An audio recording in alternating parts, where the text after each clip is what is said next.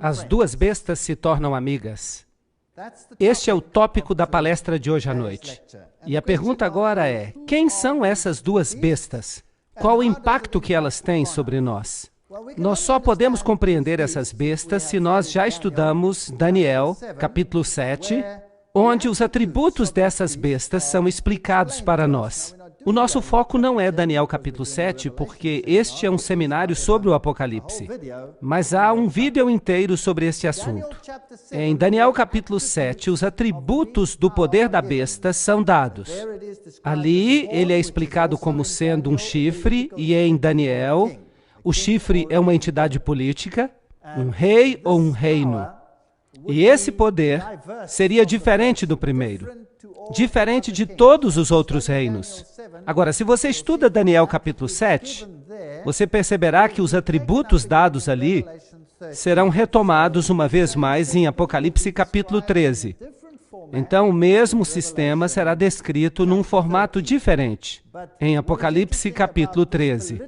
Mas o que é interessante a respeito dessa entidade política, o que a faz diferente de todas as outras, e a razão por que ela é diferente é que ela também é eclesiástica, ou seja, é também um sistema religioso.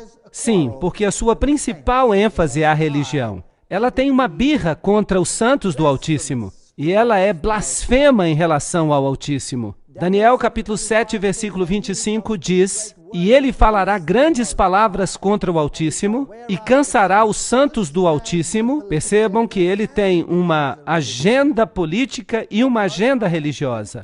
"E cuidará em mudar os tempos e as leis." Mudará os tempos e mudará as leis. Isso é fascinante. Se você pensa a respeito do sistema, e esse sistema só pode ser aplicado a uma instituição, isto é, Roma. Nenhuma outra instituição se encaixa em todos os aspectos do chifre pequeno. Pena que eu não tenho tempo para entrar em todos os detalhes.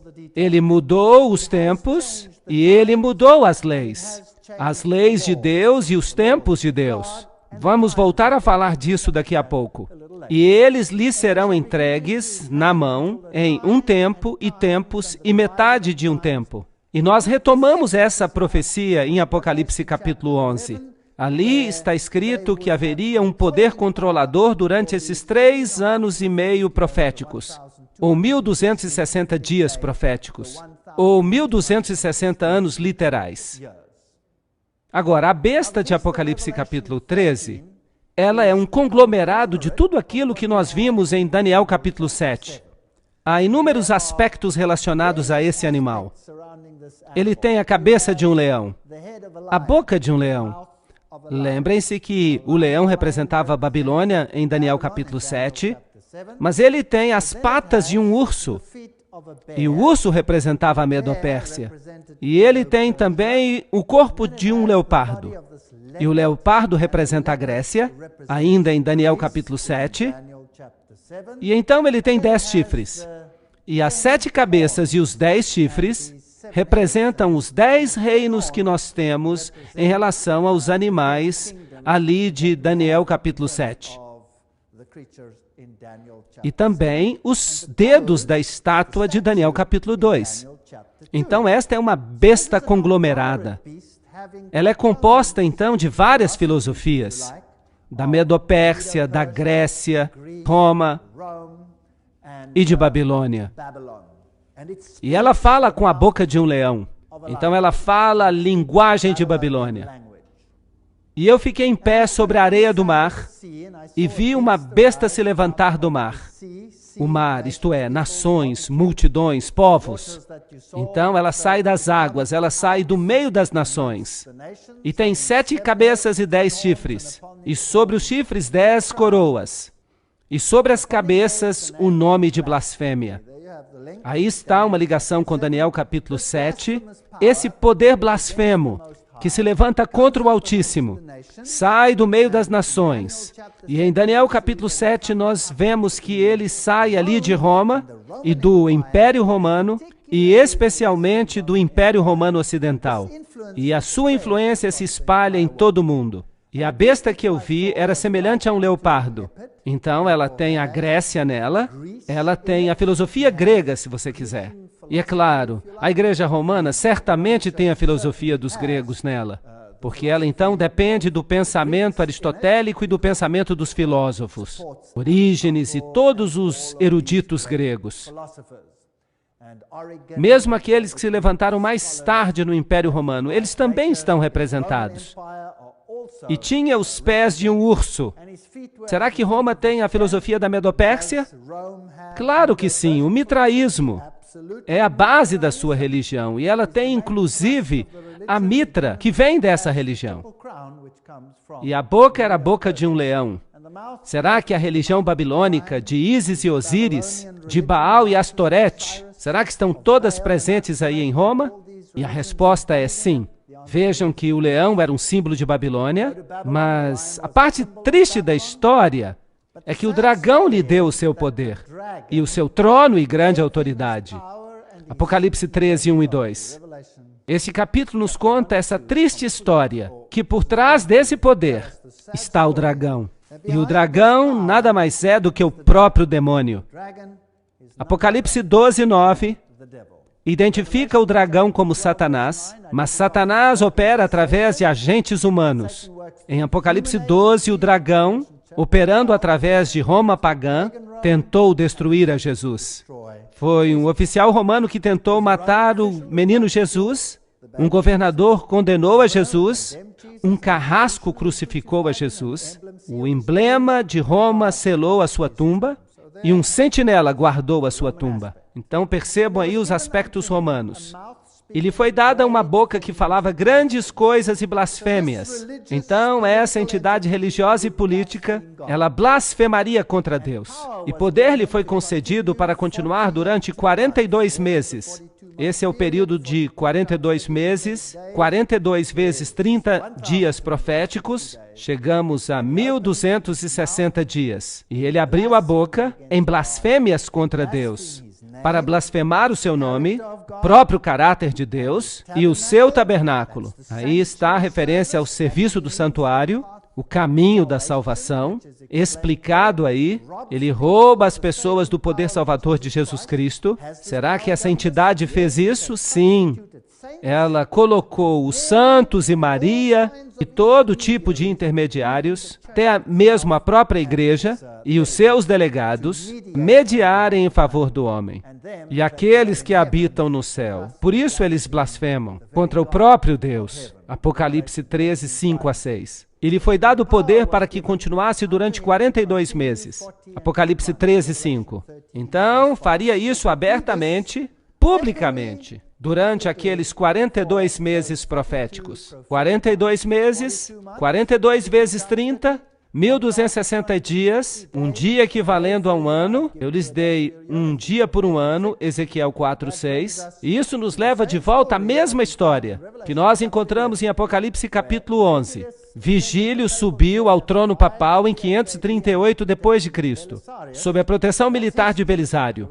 Isso é a história. Nós temos uma data de início, quando o papado começou a exercitar o poder que veio do decreto que Justiniano havia promulgado, recebendo poder para corrigir a todos os hereges, aqueles que ousavam pensar de modo independente. Então, a supremacia legalmente reconhecida do papado começou em 538 depois de Cristo, quando entrou em efeito um decreto do imperador, pelo qual, eu já disse, ele se tornou o corretor dos hereges. Então, Roma hoje ainda alega que ela deveria ser a única a determinar o que as pessoas deveriam crer, porque o Papa diz que é infalível em questões doutrinárias. Labanca, professor de História da Universidade de Roma, afirma que, depois da sucessão dos imperadores, veio a sucessão dos pontífices em Roma. Quando Constantino abandonou Roma, ele concedeu o seu trono ao pontífice. Isso se baseia no que eles chamam de as cartas de Constantino. Já foi provado que elas são falsas. Não obstante, essa é a história. A transferência da residência do imperador para Constantinopla foi um triste golpe no prestígio de Roma. E naquele momento poder-se-ia prever o seu declínio rápido, mas o desenvolvimento da igreja e a crescente autoridade do bispo de Roma, do Papa, lhe deram um novo fôlego de vida e fizeram dela, de novo, desta vez, a capital religiosa do mundo civilizado. Essa é a história romana de Abbott. Isso é um fato, história. A Bíblia diz, e lhe foi concedido fazer guerra contra os santos e derrotá-los. E poder lhe foi concedido sobre todas as tribos e línguas e nações. Aqui está uma declaração profética, que esse mundo controlaria que parte do mundo? Todo o mundo. Então, poder lhe foi concedido sobre os santos durante o período de 1260 anos, e esse poder conseguiu conquistar o mundo inteiro. A história de Stanley afirma o seguinte: os papas preencheram o lugar vazio dos imperadores de Roma, herdando seu poder, prestígio e títulos do paganismo. Constantino deixou tudo para o bispo de Roma. Isso não é inteiramente verdade. O papado nada mais é do que o fantasma do falecido Império Romano, que senta coroado sobre o seu túmulo. Então nós temos um imperador. Ele tem até o título de Pontifex Maximus, que costumava pertencer ao imperador de Roma. De fato, o Papa se tornou imperador de Roma. Está escrito no Western Watchman que a igreja perseguiu. Sim, a igreja não nega isso, que ela promoveu perseguições, que ela usou as penas mais severas, até mesmo a pena de morte. Ela executou essas penalidades, como se tivesse sido ferida de morte. Então, há aqui uma ferida mortal, e a sua ferida mortal foi curada. E uma parte do mundo ficou maravilhada após a besta. Oh, não, não está escrito assim. Está escrito, todo mundo se maravilhou após a besta. Agora, esta declaração aqui é muito interessante. Eu vi uma de suas cabeças como se ela tivesse sido ferida de morte. Algumas traduções dizem, parecendo ter uma ferida mortal. Há uma diferença entre parecia ou como se fosse e tinha uma ferida mortal, sim ou não? Sim, parecia ter uma ferida mortal, mas parece que isso foi só para enganar. Apenas uma imitação de Jesus Cristo. Porque a palavra anticristo significa em lugar de Jesus Cristo. Então, sigam a linha de raciocínio. Esse sistema se colocou no lugar de Jesus como mediador. Agora, esse sistema perdoa os pecados. Esse sistema lhe dá um novo fôlego de vida. Abre as portas para o céu ou para o inferno. E esse sistema recebe uma ferida e passa por uma ressurreição. É uma contrafação de Cristo. Parece, então, ter uma ferida mortal. Então, trata-se do período de 1260 anos, de 538 a 1798. Uma das cabeças parece sofrer uma ferida mortal. Então, nesse período de tempo, ele parece morrer, mas ela não morre de fato. Ela simplesmente fica escondida. Mas como besta, ela morre, porque ela perde o seu poder político. E então ela vai receber de volta o poder político, e assim ocorre uma ressurreição. Ressurreição da besta. É isso que a Bíblia está dizendo. Então, em 1798, Berthier entra em Roma, ele dissolve o governo papal, Napoleão e o seu exército de maçons estabelecem um governo secular. Assim diz a Enciclopédia Americana. Berthier entrou em Roma no dia 10 de fevereiro de 1798 e proclamou a República, assim cumprindo essa profecia. Literalmente, a metade da Europa pensou que o veto de Napoleão seria obedecido e que o Papa e o Papado estariam mortos. Livro Papado Moderno, do reverendo Joseph Hickeby. Citar essa autoridade é quase que citar a Bíblia. Então, exatamente 1260 anos, o assassinato de um francês em Roma em 1798 deu aos franceses uma desculpa para entrar em Roma. A história eclesiástica diz que levaram o Papa para o exílio e a besta recebeu uma ferida mortal. E eu vi uma das cabeças como se tivesse recebido uma ferida mortal. E a sua ferida mortal foi curada. E todo mundo se maravilhou após a besta. Certamente isso não é possível. Nem todo mundo vai seguir o catolicismo. Apocalipse 13:3. Esta é a questão que a gente deve perguntar, se eles vão seguir. Aqui está um artigo da Crônica de São Francisco, dizendo que o Vaticano fez paz com a Itália, e ambos os lados assinaram com muita cordialidade, e a ferida foi curada entre os dois. Apocalipse 13, 7. E poder lhe foi dado sobre todas as tribos, e línguas e nações. Isso é assustador. Roma vai controlar o mundo inteiro. É isso que está sendo dito. Então, um poder religioso universal controlando a consciência de todo mundo. É isso que a profecia fala. E eles adoraram o dragão. Se você seguir esse sistema, mesmo sem querer, você vai estar adorando o dragão, pois ele deu o poder à besta. Isso é um disfarce. Jesus Cristo foi substituído por esse sistema de anticristo, algo que ficou no lugar de Cristo. E adoraram uma besta. Então a besta recebe adoração, e é como se houvesse aqui um sistema de pai e filho, dizendo: quem é semelhante à besta? Quem é capaz de fazer guerra contra ela? Se você se opõe, você será destruído pela guerra? Provavelmente. E abriu a sua boca em blasfêmia contra Deus, para blasfemar contra o seu nome e o seu tabernáculo.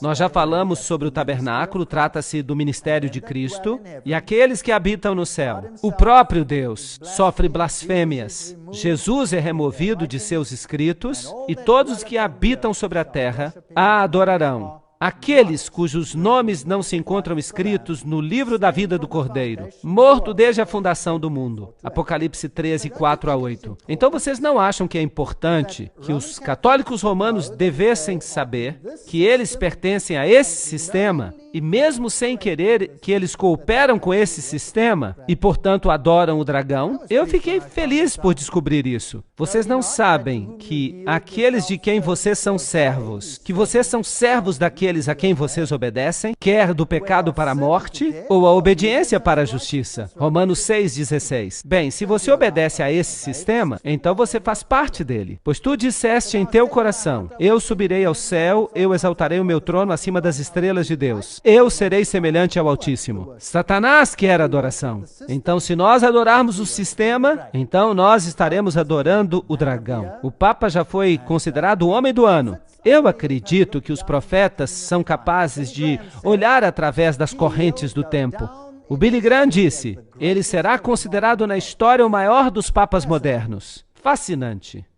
Ele, de fato, tem a vontade e a determinação de ajudar a humanidade por meio da espiritualidade. Talvez essa declaração deva ser corrigida. Deveria dizer espiritismo. Isso é maravilhoso, isso é bom. Eu sei que a dificuldade que os líderes têm com essas questões. Foi isso que disse o Dalai Lama. E essa história de blasfêmia? Em Apocalipse 13, 6, diz que ele abriu a boca em blasfêmia. Daniel 7, 25, diz que ele falará grandes palavras contra o Altíssimo. O que significa falar grandes palavras contra o Altíssimo? Há duas definições na Bíblia. João 10, 33, e os judeus lhe responderam dizendo: não te apedrejamos pelas boas obras, mas por causa da blasfêmia, porque tu, sendo homem, te fazes semelhante a Deus. Então, se você diz, eu sou Deus, isso é uma blasfêmia, que se opõe e se exalta acima de tudo que é chamado Deus, ou que é adorado, de modo que, como Deus, se senta no templo de Deus, fazendo-se passar por Deus. 2 Tessalonicenses 2,4. Descrevendo o poder do anticristo, dizendo que é Deus e tomando o lugar de Deus. Ele perdoará os pecados, ele fará isso e muito mais. Então, a Bíblia define blasfêmia como sendo assumir as prerrogativas ou o poder que pertence apenas a Deus. Vamos ler algumas declarações papais. Do Dicionário Eclesiástico de Ferraris. O Papa tem uma dignidade tão grande, ele é tão exaltado, que ele não é um homem apenas. É como se fosse Deus e o vigário de Deus. Aqui está uma declaração papal em que ele alega ser Deus, assim como o imperador romano alegava ser Deus. O Papa Leão XIII diz: nós temos sobre a terra o lugar do Deus Altíssimo. Aqui está uma outra definição de blasfêmia. Lucas 5:21. E os escribas e os fariseus começaram a argumentar dizendo: quem é este que fala blasfêmias? Quem é que pode perdoar os pecados senão Deus apenas? Então, se você diz que você pode perdoar pecados, isso é uma blasfêmia, pois há um Deus e um mediador entre Deus e os homens, o homem Cristo Jesus. 1 Timóteo 2:5. Aqui vem um outro sistema. E o Papa diz, no livro Autoridade dos Concílios, todos os nomes que nas Escrituras são aplicados a Cristo, em virtude dos quais se estabelece que ele é o cabeça da igreja, todos os mesmos nomes podem ser aplicados ao Papa. Então, o Papa toma o lugar de Jesus Cristo e alegam que o próprio Deus é obrigado a respeitar o julgamento dos seus sacerdotes e ou não perdoar ou perdoar de acordo com o fato de que eles dão ou recusam a absolvição. Primeiro vem a declaração do sacerdote. E Deus, então, assina embaixo. Então parece que os sacerdotes são mais elevados do que Deus. O sacerdote decide se você vai ser perdoado ou não. E Deus não tem nenhuma escolha senão obedecer aos seus sacerdotes. Isso não é patético? Esse é o tipo mais elevado de arrogância. Aqui está outra declaração. O pobre pecador se ajoelha aos pés do confessor. Ele sabe que não está falando a um homem comum, mas a um outro Cristo. Ele escuta as palavras, eu te absolvo dos teus pecados, e o horrendo fardo de pecados cai da sua alma para sempre. No livro Devo Ser um Sacerdote? São todas declarações da própria Igreja Católica. Quem tem ouvidos, escute. Aquele que leva em cativeiro, irá em cativeiro. Aquele que mata com a espada, deve ser morto com a espada. Aqui está a paciência e a fé dos santos. Apocalipse 13, 9 a 10. Agora, Daniel faz um acréscimo em relação a este poder. Ele acrescenta que ele cuidaria em mudar os tempos e a lei. Nós já falamos sobre isso. O papado mudou a lei de Deus. Tirou o segundo mandamento, transformou o quarto mandamento em terceiro mandamento, aplicou ao domingo em vez de ao sábado, e então dividiu o 10º mandamento em 2 mandamentos, de modo que o número 10 continuasse entre os mandamentos. Então ele mudou a lei. Será que ele mudou o tempo? Será que Roma mudou o tempo? Claro que sim.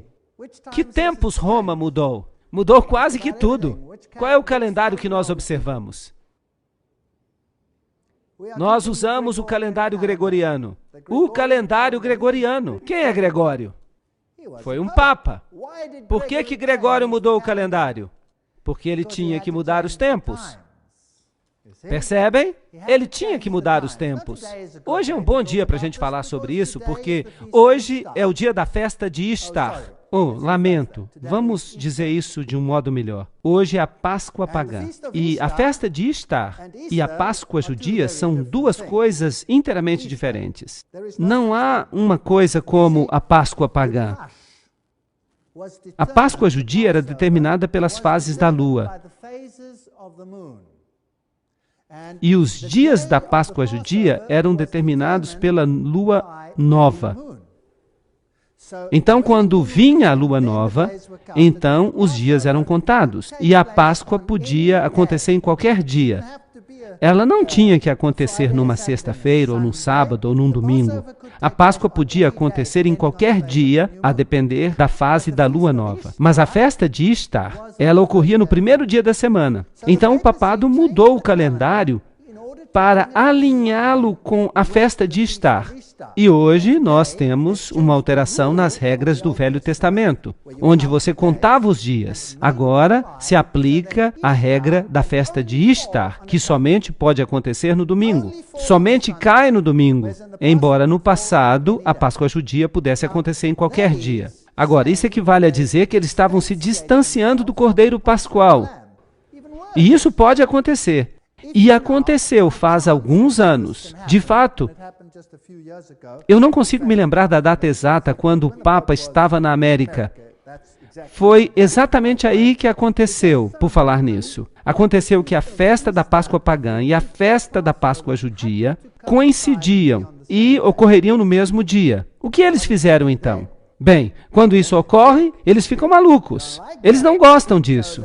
Então, o Papa adiou a Páscoa pagã em uma semana. Foi isso que ele fez. Ele adiou a Páscoa em uma semana porque ele não ousava fazer com que ela coincidisse com a Páscoa judia, porque eles não queriam ter nada que ver com o Cordeiro Pascual que morreu por nós. Eles servem uma outra coisa. Ishtar é uma festa pagã, então ele mudou os dias da festa, ele mudou os tempos, ele mudou todo o calendário para fazer com que ele se alinhasse com as festas pagãs, e ele mudou também a lei de Deus. Então, aquele que mata com a espada deve ser morto com a espada. Aqui está a paciência e a fé dos santos, Apocalipse 13, 9 a 10. Dessa forma, em 1798, o papado recebeu uma ferida mortal.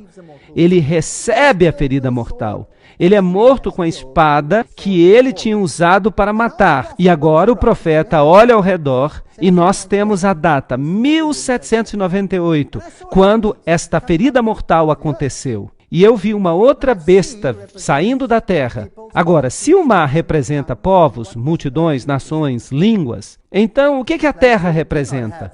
Bem, um lugar onde você não tem multidões, nações e línguas. Eu vi uma outra besta, uma outra entidade política saindo de uma área do planeta onde não havia povos e multidões e nações. Então não pode ser a Europa, não pode ser a Ásia, não pode ser o Oriente Médio. Então aqui temos uma nova entidade política e ela tinha 2 chifres como um cordeiro. Ela tem princípios que parecem princípios de um cordeiro, mas ela fala como um dragão, e isso é interessante. Agora, quem é que tem esse poder? Bem, vamos então aos reformadores. Essas pessoas eram magnificentes. Eu tenho muito respeito pelos primeiros reformadores. John Wesley, em suas notas sobre Apocalipse 13, escritas em 1754, diz o seguinte da besta de 2 chifres. Ela não veio ainda, mas ela não deve estar distante, pois ela deve aparecer no final dos 42 meses da primeira besta. Agora, os reformadores todos disseram claramente, Roma é o anticristo. Eles estavam observando,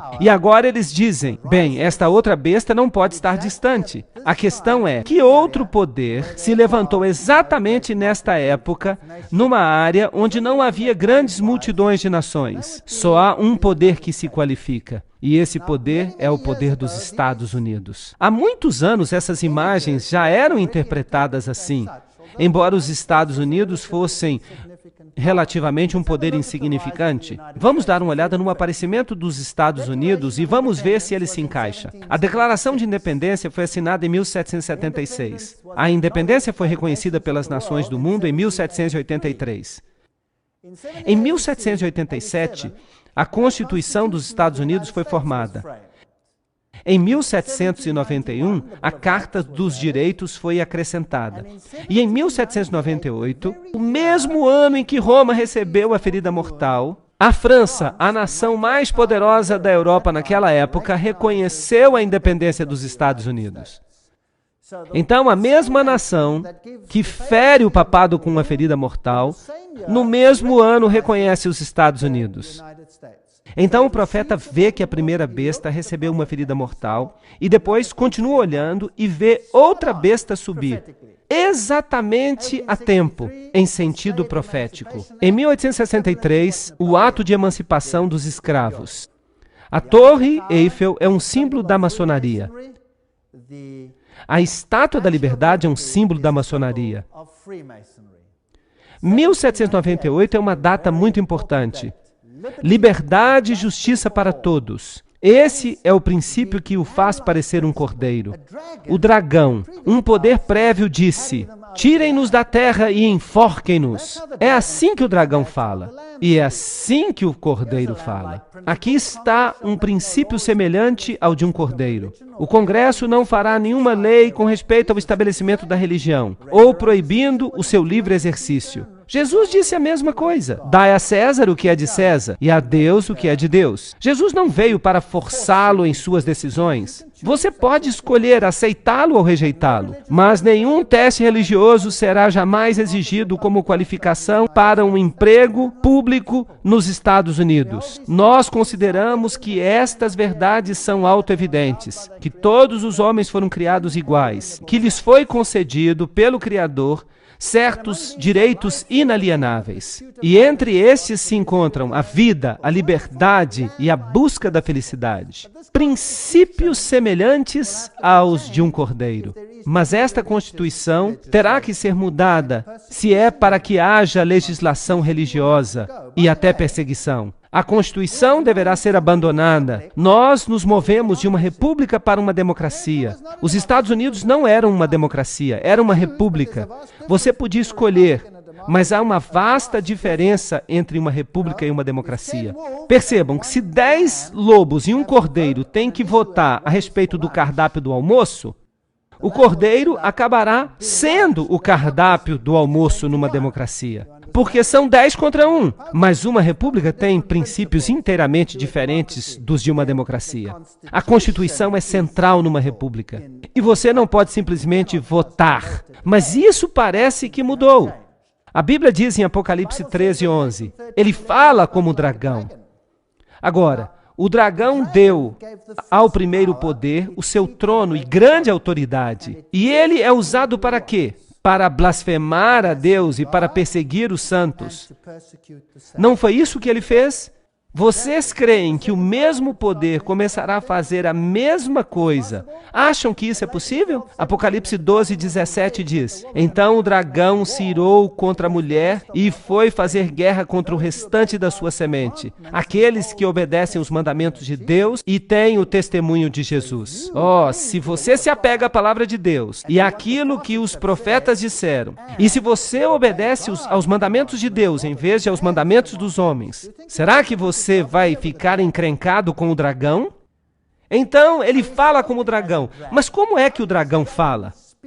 Vamos perguntar como Roma falava. Aqui está um texto do Papa Pio IX, dado em 1864. O Estado não tem direito de deixar o homem livre para que ele escolha a religião que ele considera verdadeira. Muito bem, aqui está a linguagem do dragão. A igreja tem o direito de exigir que a religião católica seja a religião do Estado, com a exclusão de todas as outras. Amaldiçoados sejam aqueles que defendem a liberdade de consciência e de culto, e aqueles que afirmam que a igreja não possa utilizar da força.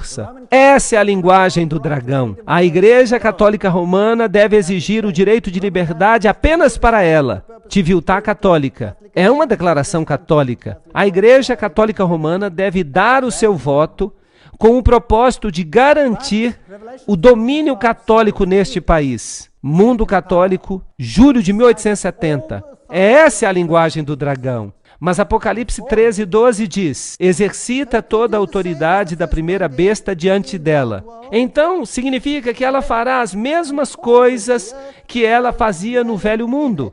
O que ela fará então? Fará com que a terra e todos que habitem nela, todo o mundo, que adorem a primeira besta. Ahá! Agora, como é que você força alguém a adorar a primeira besta, cuja ferida mortal foi curada? Como é que você força, pela legislação, alguém a adorar a primeira besta? A única forma de fazer isso é através de leis que governem a consciência. Não está certo? Então, se a primeira besta tem regra ou regras e diz que este é o padrão que eu quero implementar, e eu digo, bem, eu não quero ter nada que ver com isso.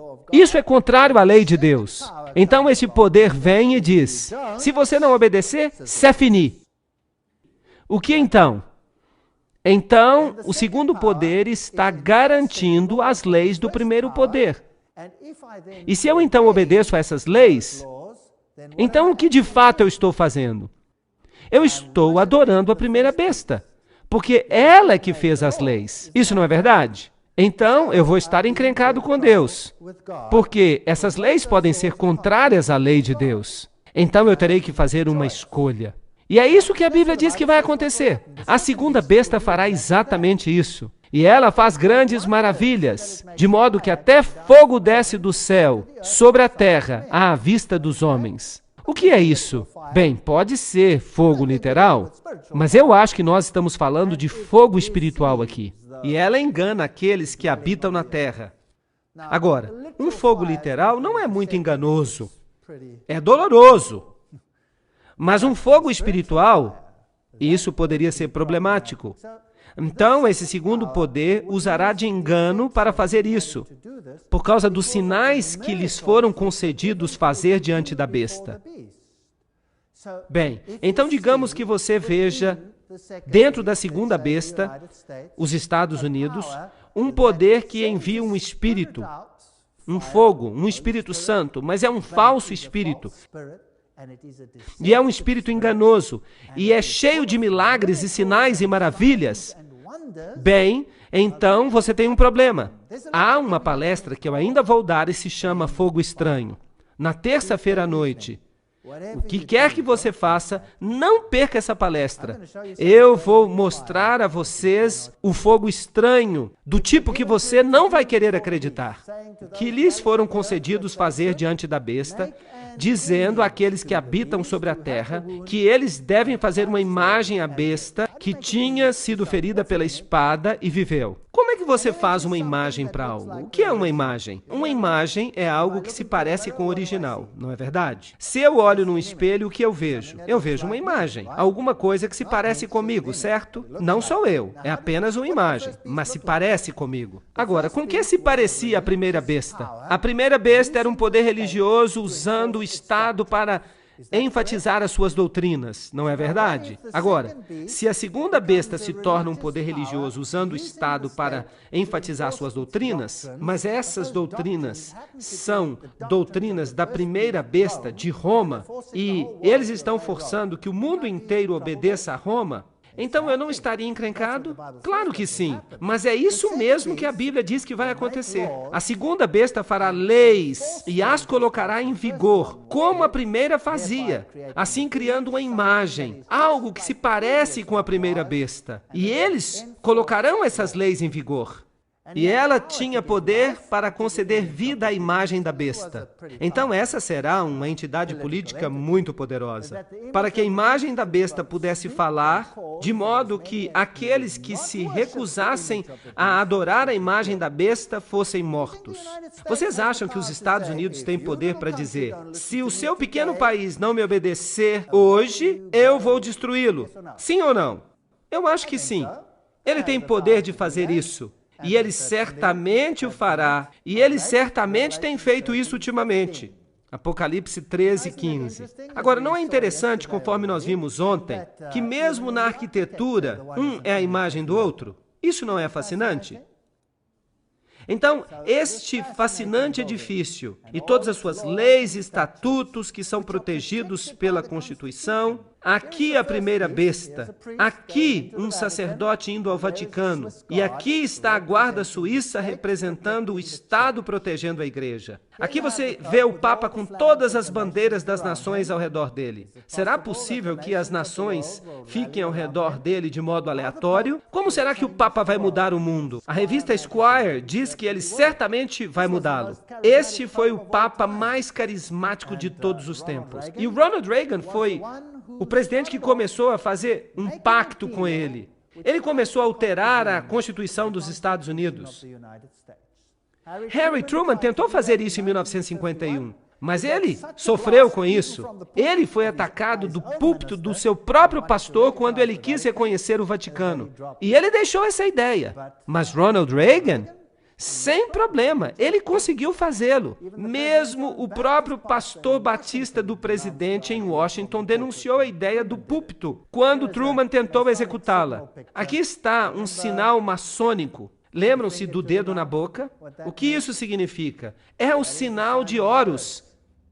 Silêncio, algo secreto. As mãos postas também significam algo. Somente o presidente Ronald Reagan e o Papa estavam presentes na Biblioteca do Vaticano naquele dia. Um de seus primeiros objetivos como presidente, falou Reagan, era reconhecer o Vaticano como Estado e fazer do Vaticano seu aliado.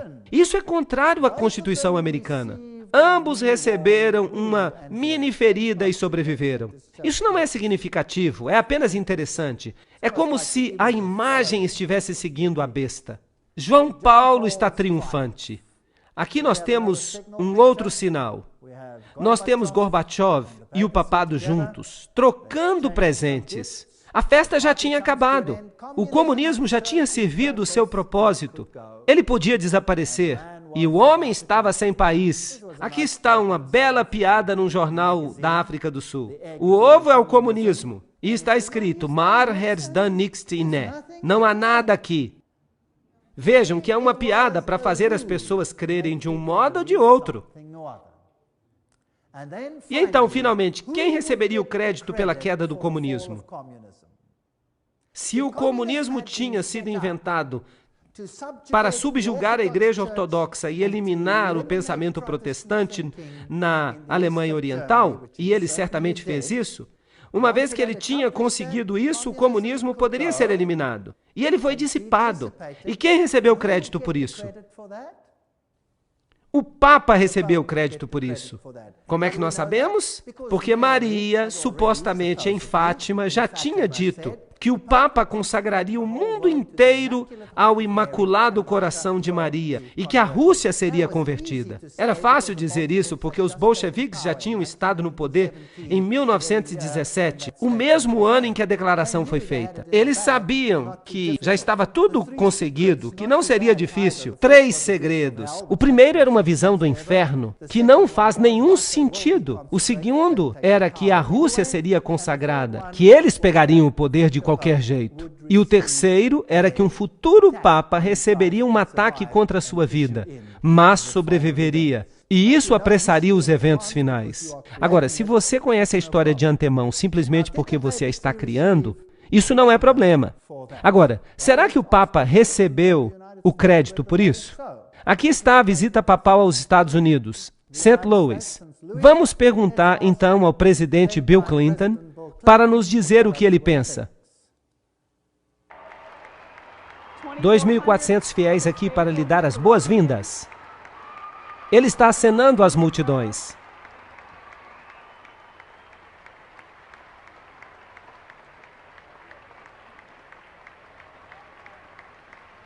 O arcebispo Regali está junto com o Papa enquanto ele aperta as mãos da primeira-dama.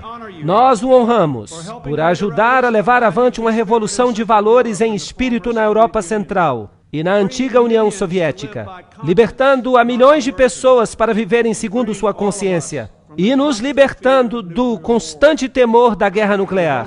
Vossa Santidade, em nome de todos nós que estamos aqui reunidos hoje, de fato, em nome de todo o povo de nossa amada nação, nós lhe damos as boas-vindas aos Estados Unidos.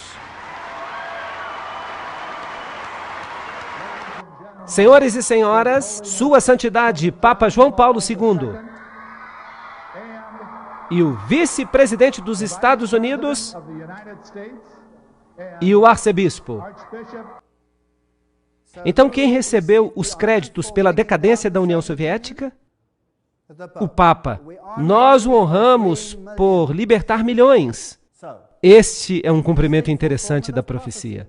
Herman Melville disse, os Estados Unidos foram colonizados por pessoas de todas as nações. Todas as nações podem reclamá-lo para si. Nós não somos uma tribo estreita de homens. Não, o nosso sangue é como o dilúvio do Amazonas, composto de milhares de nobres correntes, todas despejando em um único lugar. Nós não somos uma nação, nós somos um mundo.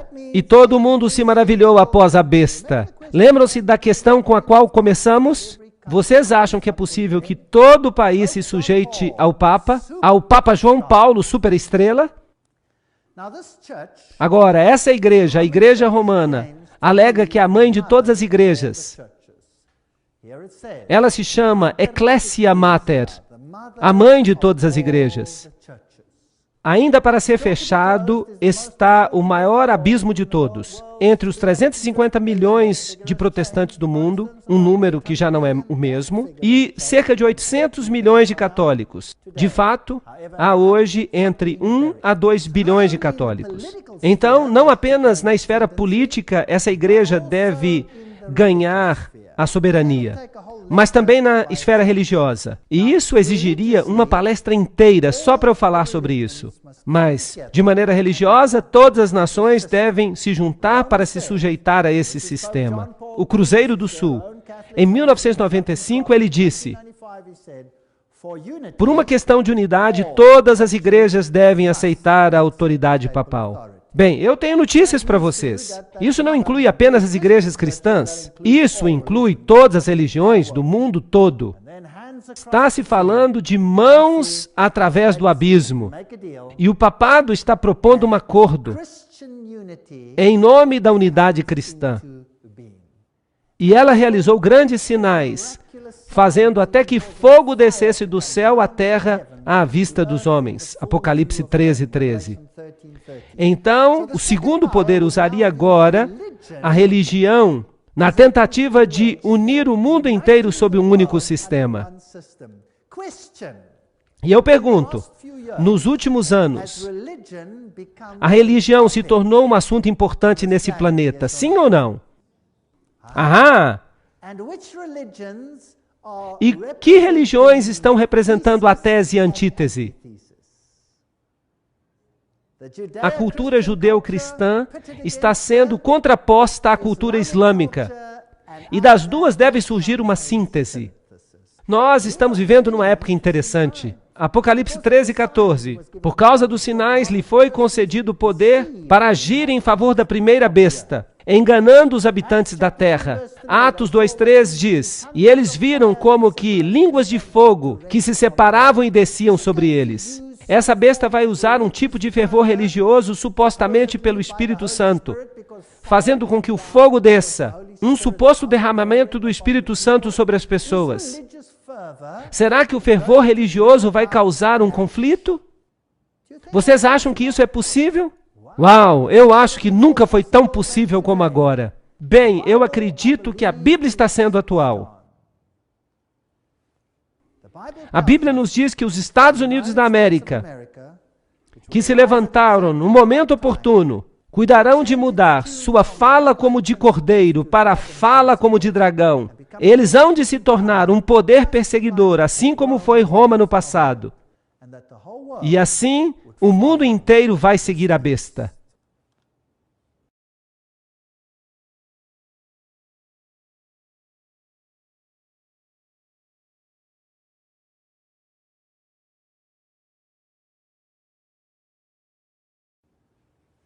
Bem, na nossa sessão anterior, nós vimos como surgiram os Estados Unidos, nós vimos os princípios do poder papal, nós vimos que a Bíblia fez previsões acerca do segundo poder.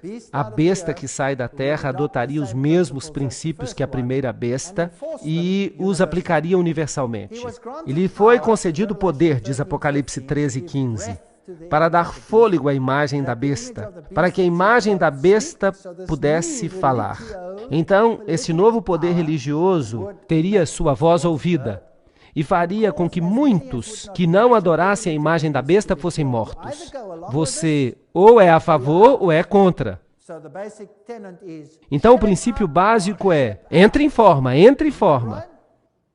Isso mesmo, entre em forma ou você morrerá. Bem, você sabe que o presidente dos Estados Unidos está fazendo muito barulho acerca disso. Ele diz, ou você está do nosso lado ou está contra nós. Não é interessante? Igreja e Estado, eles vão operar juntos. Vai haver uma imagem a qual se prestará culto. Será que vai haver uma mudança na Constituição? O Grande Conflito, página 445. A imagem da besta representa essa forma do protestantismo apostatado que se desenvolverá quando as igrejas protestantes buscarem o auxílio do poder civil para a implementação dos seus dogmas. É um engano aplicar os procedimentos democráticos americanos à fé e à verdade. Revista Time, janeiro de 1995.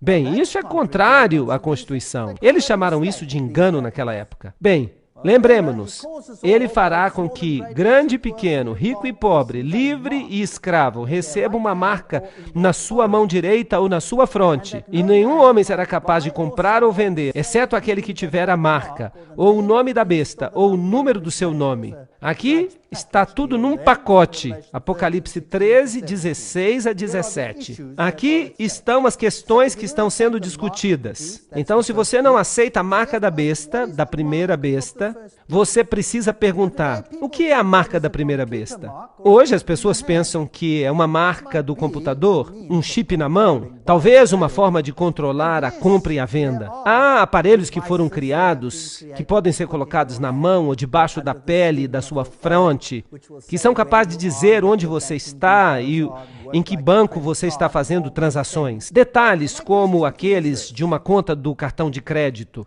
Mas a minha pergunta para vocês é esta. Será que o cartão de crédito consegue controlar a consciência? Sim ou não? Será que uma nota de dólar consegue controlar a consciência? Sim ou não? O que controla a consciência é uma marca, um aspecto distintivo, se você prefere, da primeira besta que é o catolicismo. Será que um chip do computador é uma marca distintiva do catolicismo? Será que o que nós estamos lidando é com doutrinas? Certamente nós estamos lidando com doutrinas. Será que Deus se preocupa se você pode comprar feijão? Ou será que Ele se preocupa com um código de barra? Será que você vai ficar fora do céu por causa disso? Ou será que Deus se preocupa se você está obedecendo a um poder terreno contrário à sua vontade? Será que Ele se preocupa com isso? Sim, trata-se de uma questão de lealdade. Sim, talvez haja um chip. Talvez eles o coloquem sobre a sua mão, talvez sobre a sua fronte. Não importa. Isso não é a marca da besta, porque a marca da besta já foi definida como catolicismo. Será que um chip do computador mudou a lei de Deus? Sim ou não? Será que um chip de computador perseguiu os santos? Será que um chip de computador mudou os tempos? Não. Comprar e vender, você vai somente poder fazer isso se você aceitar a marca da besta. Aqui está a sabedoria. Quem tem entendimento, calcule o número da besta, pois é número de homem, e o seu número é 666. É um número de quê? De um homem, não de uma lata de feijão do Walmart. Não é uma lata de feijão, é o número de um homem. Bem, aqui está um homem. Quais são as letras inscritas na coroa do Papa? E o que elas significam? As letras inscritas na mitra papal são essas, Vicarius Filii Dei, que em latim significam vigário do Filho de Deus. Então aí está, Vicarius Filii Dei. E se você fizer a conta numérica, se você contar os valores em algarismos romanos do nome, você vai chegar exatamente ao número 666. E não tem jeito de fugir disso. Durante um tempo, essa mitra desapareceu e as pessoas disseram, não havia esse título. Mas é claro que ela fazia parte dos artigos papais. Eles não podem negar que esse título existe. Um tríplice 6 simboliza a união com o erro. Em grego, você tem um valor numérico. A frase reino latino, em grego, quando se conta o valor numérico de suas letras, você obtém 666. A mesma coisa acontece com a igreja italiana, Itálica Ecclesia, 666. O homem que fala latim tem todos os seus títulos oficiais escritos em latim. Todos eles dão 666. E isso é interessante. De modo que o sistema tem o número 666. O homem, o anticristo, Vicarius Filii Dei, vigário de Deus sobre a terra, significa literalmente, no lugar de Jesus Cristo. O papado diz, coloquem-me no lugar de Jesus Cristo, chamem-me de anticristo. Ele não poderia ter nos feito um favor maior, porque ele mesmo se identifica. A marca da besta. O que é a marca da besta? Primeiro, nós precisamos compreender a marca de Deus, o seu selo, o seu sinal. E eu vi um outro anjo subindo do Oriente, tendo o selo do Deus vivo. Você se lembra que nós falamos sobre isso quando nós falamos dos capítulos anteriores do Apocalipse? Ele clamou com uma alta voz, e lhe foi dado ferir a terra e o mar, dizendo, não firas a terra, nem o mar, nem as árvores, até que nós tenhamos selado os servos do nosso Deus em suas frontes. Portanto, estabelecidos na verdade, eles não podem ser movidos. Um selo autentica um documento. Por isso que o presidente tem um selo. Além disso, eu lhes dei os meus sábados para que eles fossem um sinal entre mim e eles, para que eles soubessem que eu sou o Senhor que os santifica. Ezequiel 20:12. Se é um sinal, é também uma marca. Portanto, Deus tem uma marca. Por isso, o selo de Deus contém o seu nome, o seu título, o seu território. Eu, o Senhor, Jeová, o seu título, Criador, o território, céu e terra, está no coração da sua lei. Lembra-te do sábado para o santificar. 6 dias trabalharás e farás toda a tua obra, mas o 7º dia é o sábado do Senhor teu Deus. Por quê? Em 6 dias, Jeová, o Senhor, o Criador, fez os céus e a terra. Por falar nisso, removam o sábado, como nós já dissemos antes, e toda a lei perde o selo da sua autoridade. A lei poderia ser de um Zé Ninguém, mas porque o sábado está aqui, toda a lei recebe a sua autoridade, nada menos, nada mais do que do Criador dos céus e da terra.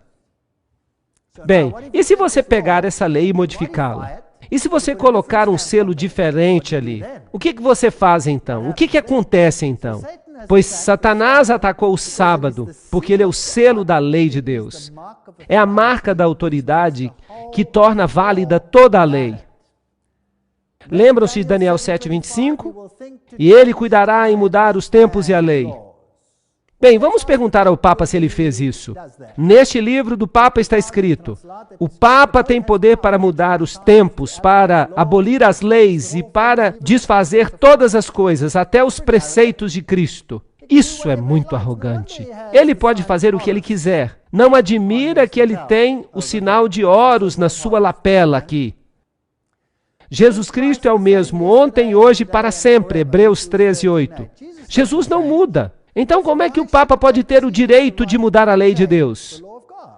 O que especificamente é a marca da besta? Qual será o melhor modo de descobrir isso? O melhor modo não é perguntar?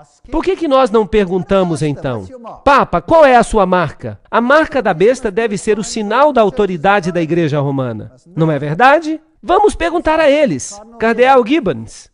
Claro que a Igreja Católica alega que a mudança foi sua ação. Mudar o sábado para o domingo. E o ato é uma marca de seu poder eclesiástico e de sua autoridade em assuntos religiosos. Aqui está. A Igreja está dizendo qual é a marca do seu poder. Há uma outra declaração interessante no Registro Católico de 1º de setembro de 1923. O domingo é a nossa marca de autoridade. A Igreja está acima da Bíblia. E esta transferência da observância do sábado é prova disso. Aí está, na cara de Deus. Nós, a Igreja, temos o poder de mudar a lei. Nosso selo de aprovação pode fazer isso. Nosso selo foi que mudou o dia de adoração. Por falar nisso, qual é o Dia Internacional de Adoração hoje? O domingo. É isso mesmo. Nos países muçulmanos, o dia de adoração é a sexta. Mas em que dia as lojas fecham? No domingo. É isso mesmo. Em Israel, é o sábado. Mas em que dia os bancos fecham? No domingo. E o ministro do Interior quer introduzir o domingo como segundo dia de descanso. Isso é interessante. Schafft endlich sin Wetterung, diz o Papa. Continuem com isso, continuem com o governo mundial. Em sua viagem à Polônia, o Papa João Paulo denunciou o materialismo excessivo e a separação entre a Igreja e o Estado. E o que dizer da união entre Igreja e Estado, onde a Constituição americana os separa? Eu quero ouvir algum americano se levantar e gritar: deem-nos justiça, deem-nos decência e ao inferno com a Constituição. Isso estava no jornal The Catholic News, em 1963. Aqui está o ministro da Justiça dos Estados Unidos dizendo: a parede de separação entre Igreja e Estado é uma metáfora baseada numa história ruim. Essa é uma declaração horrível? Uau! Uma metáfora que se mostrou inútil como guia para o nosso julgamento. Ela deveria ser franca e explicitamente abandonada. Ok, os Estados Unidos estão começando a falar como dragão, certo ou errado? Sim, essa é a linguagem do dragão. Aí está, o ministro da Justiça disse essas palavras, uma metáfora baseada numa história ruim. Aqui está um artigo da revista Time, em 1995, dizendo: o muro de separação entre a Igreja e o Estado que foi erigido pelos humanistas seculares. Alô? Será que eles conseguem torcer a verdade? e outros inimigos da liberdade religiosa. Eu pensei que tivesse sido colocado ali pelos amigos da liberdade religiosa. Bem, esse muro caiu. Aqueles que se opunham às nossas opiniões agora são os novos fascistas. Agora, isso é interessante. Aqui está o bully chamando a tampa de preta. Isso não é fascinante? Agora temos um fascista chamando um fascista de fascista.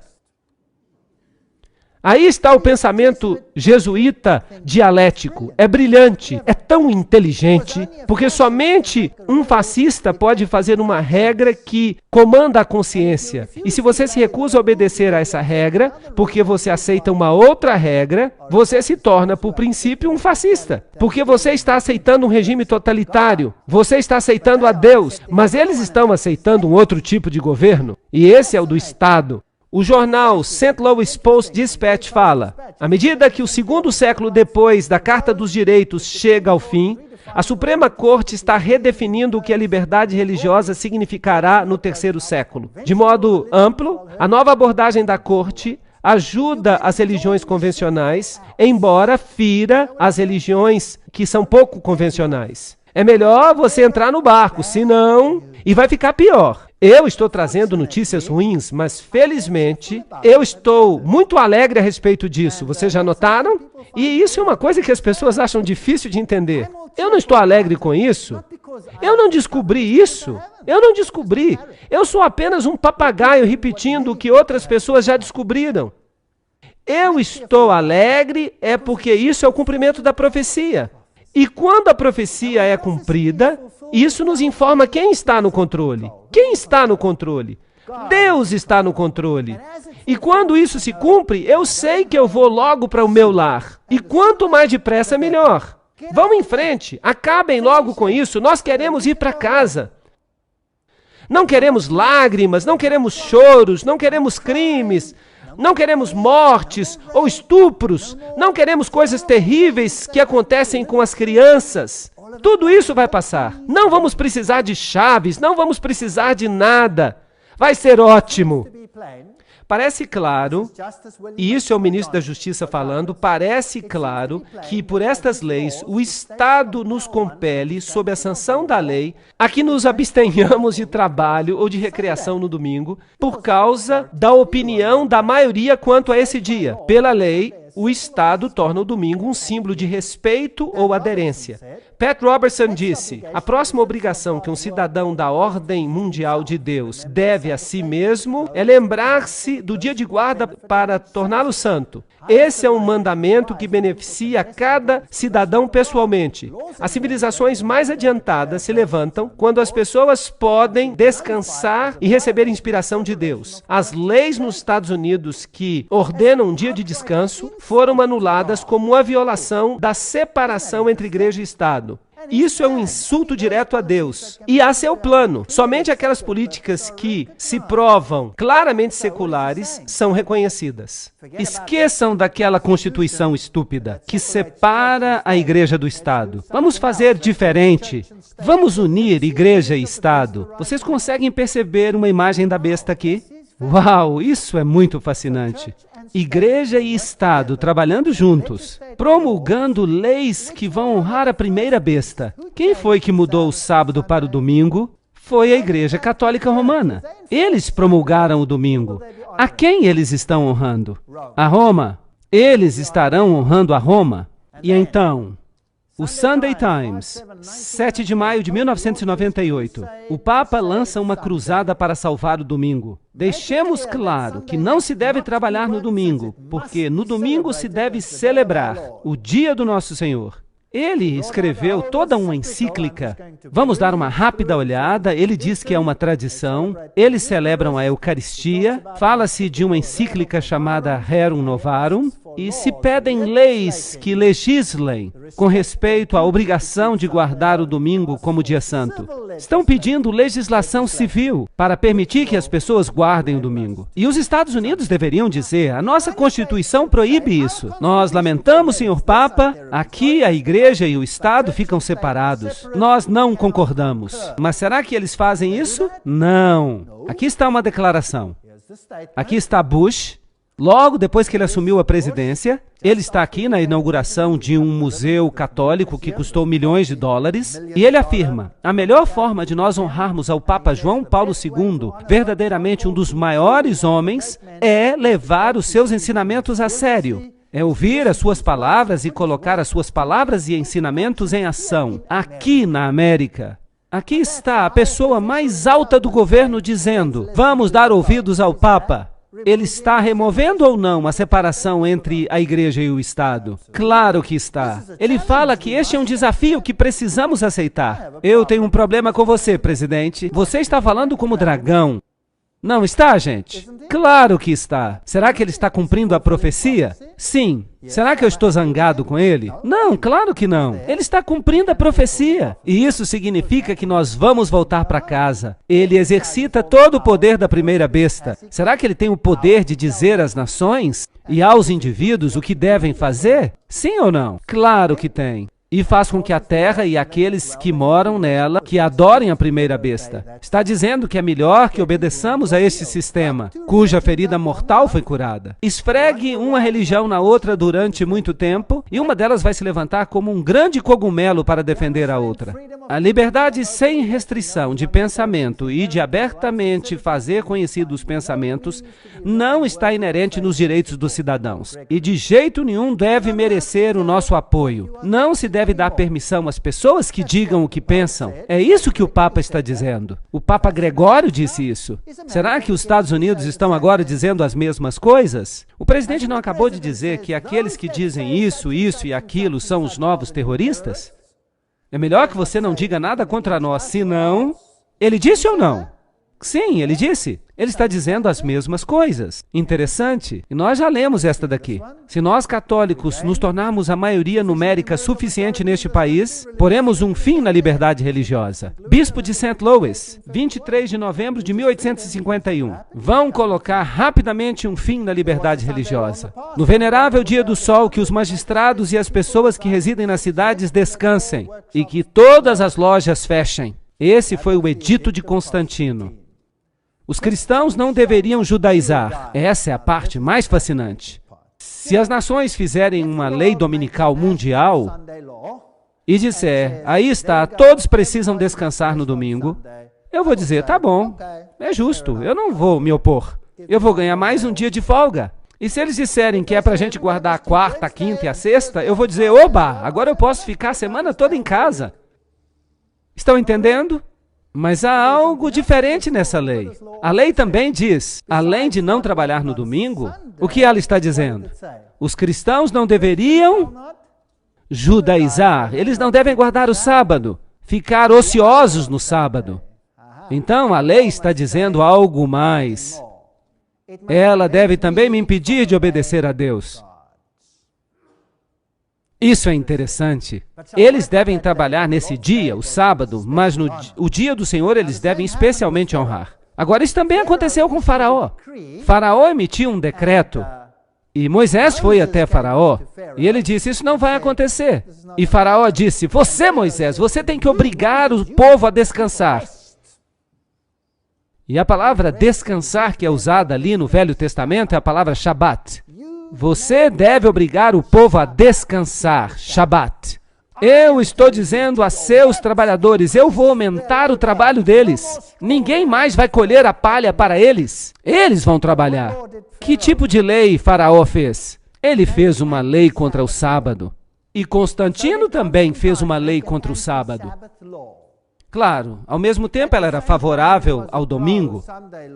Mas isso não é a coisa mais importante para mim. A coisa mais importante aqui é que ele proibiu as pessoas de descansarem no sábado. E Faraó fez a mesma coisa. Agora, qual foi a resposta de Deus a Faraó? Quando Faraó disse, eu vou forçar vocês a trabalharem no dia de sábado. O que aconteceu? As pragas caíram. Caíram sobre eles, e a Bíblia fala que haverá pragas no final dos tempos. Elas vão cair sobre eles, certo ou errado? Os paralelos são absolutamente fantásticos. Desde a época dos apóstolos até o Concílio de Laodiceia, cerca de 364, a observação sagrada do sábado dos judeus continuou, como pode ser provado por muitos autores, mesmo a despeito do decreto do Concílio contra ela. Vejam que os primeiros cristãos ignoraram os decretos papais. Que o sábado continuou a ser guardado, não obstante o decreto do Concílio contra ele, também pode ser percebido pelo fato que o Papa Gregório I escreveu contra os cidadãos romanos proibindo qualquer trabalho feito no sábado, isto é, no domingo, porque as pessoas continuavam trabalhando no domingo. Então vejam que a igreja primitiva guardava o sábado. Agora aqui está outro decreto interessante, proclamado pela primeira besta. No Sínodo de Toulouse, em 1163 d.C., foi emitido o seguinte decreto: os bispos e sacerdotes tomem cuidado e proíbam, sob pena de excomunhão, qualquer pessoa de presumir ou dar apoio ou auxílio aos seguidores dessa heresia, a guarda do sábado. Este foi o decreto contra os valdenses. Eles escolheram guardar o sábado bíblico. Então o Papa disse: hereges, isso não deve acontecer. Onde quer que estes sejam descobertos, não se deve ter com eles nenhum negócio de compra ou venda. Então a primeira besta proclamou um decreto que aqueles que guardassem o sábado receberiam um boicote econômico.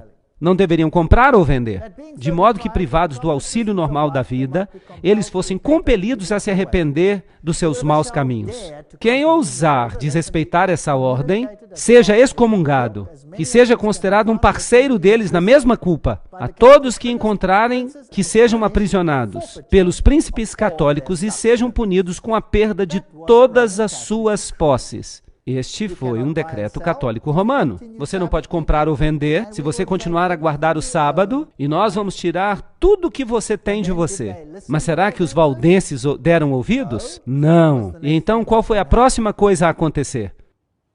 O rei Ildefonso de Aragão baniu todos os valdenses em 1194. Essa foi a consequência. Enviaram os militares e os militares os dizimaram. Mataram a todos. Então houve uma lei dominical, houve uma lei contra o sábado incluída nela, não foi permitido que comprassem ou vendessem, e então um decreto de morte. Foi isso que a primeira besta fez. Será que a segunda besta vai se tornar parecida com a primeira? Acham que é possível? Será que a imagem vai fazer a mesma coisa? Parece que sim, porque o autor Harold Lindsell, editor da revista Cristianismo Hoje, ele diz que todo o comércio, incluindo os postos de gasolina, deveriam fechar aos domingos, por força de uma legislação por intermédio de oficiais que foram devidamente eleitos pelo povo. Estão pedindo a mesma coisa. A Bíblia prevê uma confederação de todas as religiões no futuro. Sim, nos Estados Unidos, tentando unir a igreja e o Estado. E as pessoas vão ser pegas num fervor religioso, por um suposto derramamento do Espírito, com sinais e maravilhas. E isso vai convencê-los de que Deus está com esse movimento. Está fazendo sentido? É assustador. Eu acho que é assustador. Então, uma crise vindoura é parecida com a dos dias de Daniel. O rei de Babilônia, um líder mundial poderoso, estabeleceu uma imagem de contrafação e obrigou que ela fosse adorada em contrariedade aos mandamentos de Deus. Mas aqueles que eram dignos, eles se recusaram a se prostrar diante da imagem. E como consequência, houve problemas sérios. Daniel 3,15 diz exatamente como esta cerimônia religiosa foi realizada.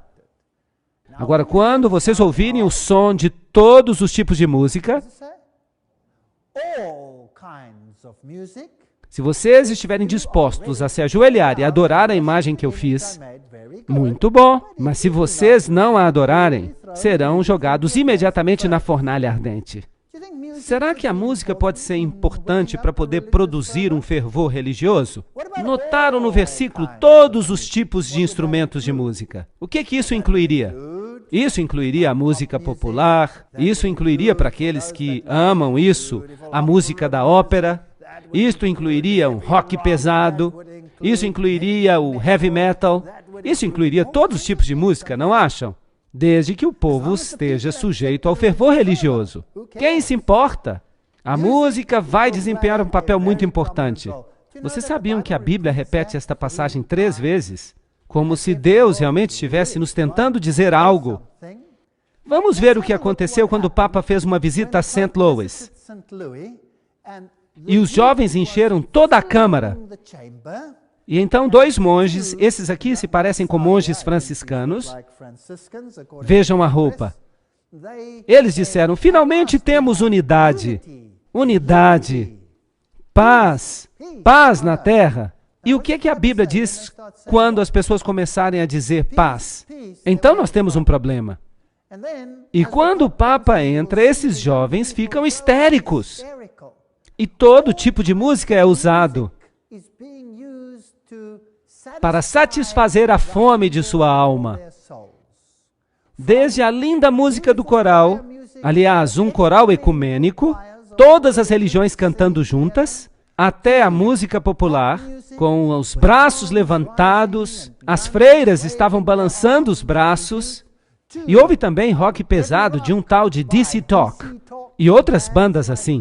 Quando o Papa entra, então há muitas danças no Senhor e todos os aspectos semelhantes.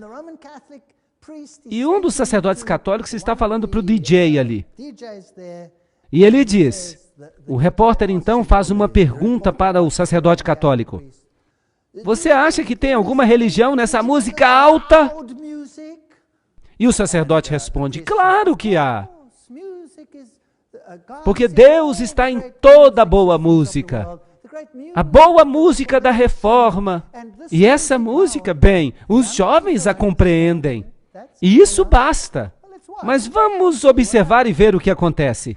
Ah, foi ótimo. Nós tivemos uma sensação ótima de paz. Paz, amor e unidade. Unidade. Todas as nações virão e adorarão diante de ti, Senhor. E todas as nações se prostram.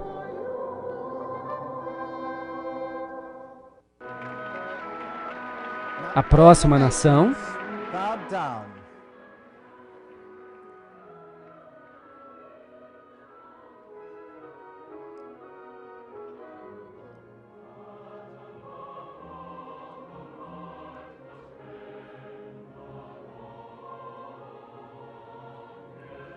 Next nation.